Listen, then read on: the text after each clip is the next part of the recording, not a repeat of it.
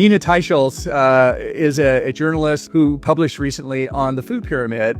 In the food pyramid, if you look at the bottom, it's cereals and grains, and then plants, and then meat at the top. And this, even though it was a U.S. recommendation, it was followed kind of around the world, and everybody follows it. They think it's good advice.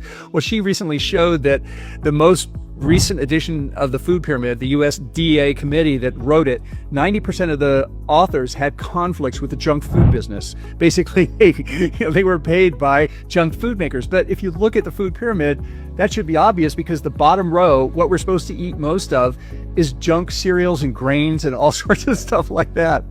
Let's talk about food pyramid, the one that tells you that the base of your meals should be like bread, pasta, rice, and cereal. Yeah, that one. This outdated guide is fueling the chronic illness epidemic in our country. And for people with type 2 diabetes, it's straight up disaster. A friend of mine who has type 2 diabetes went to a dietitian for help. You know what they gave him?